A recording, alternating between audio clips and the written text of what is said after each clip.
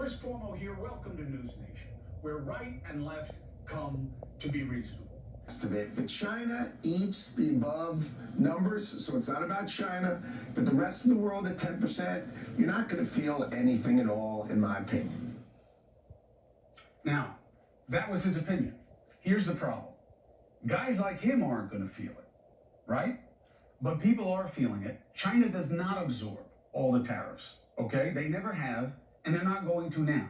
So you're going to have a bump in what things cost. And you know who's already feeling it? Small businesses all over the country who can't get what they were getting from China and other places. They can't get them here. They can't get it at the same prices. They don't have the cash reserves that big corporations do. They are suffering, and they are the engine of our economy. New reports say dock workers, truck drivers, mechanics, restaurant employees are all reporting reduced hours and layoffs. Why?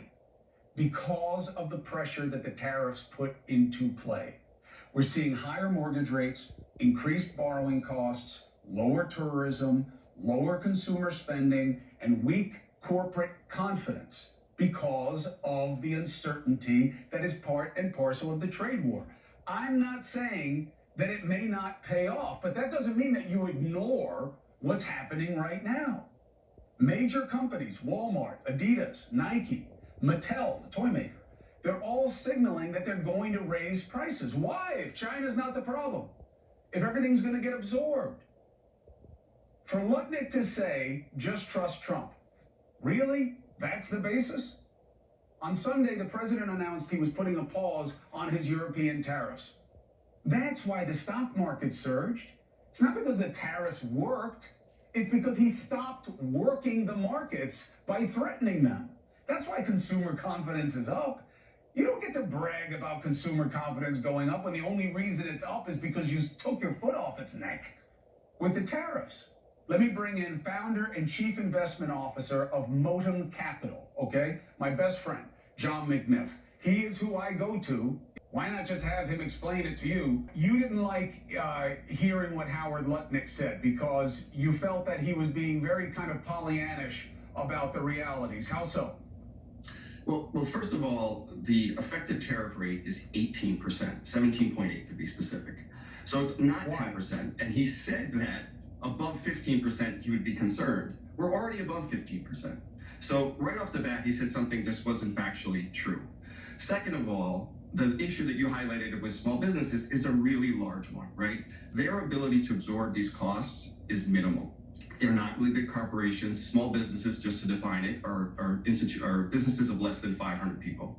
They make up 45% of our GDP, 44% of our employment, and over the past 30 years, 60% of the job growth has come from small businesses. So the effects and knock-on effects these tariffs will have on them is well reported. You're seeing stories about them now, about the effects of the tariffs and how they are on their bottom line, is a big issue for us because they are a huge engine for the economic growth for the U.S.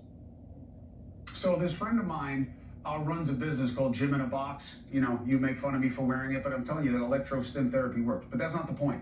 So she sources a lot of this stuff from Asia, right? Yeah. China and other places, and she's now trying to find different suppliers.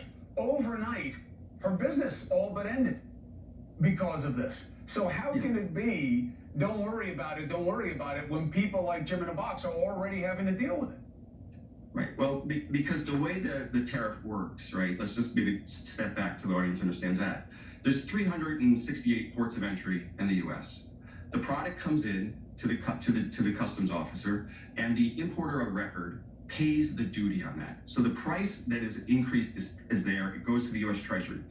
Your friend who has to pay that has to pay it right up front if they're the importer of that product.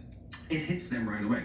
There could be some reciprocal back where the country of import maybe does a credit or lowers the price, but the price is paid by the U.S. importer, so they absorb it right away, and then most likely pass it on to the consumer. And that's the fear of the imports and kind of the knock-on effect that they will have on consumer spending, on small business spending, on consumption and investment. Assuming you even have the capital, you know, the cash to get what you need to sell to people in the first place, which is where I think a lot of the small businesses are going to get choked. This is the one other thing I wanted to highlight for people.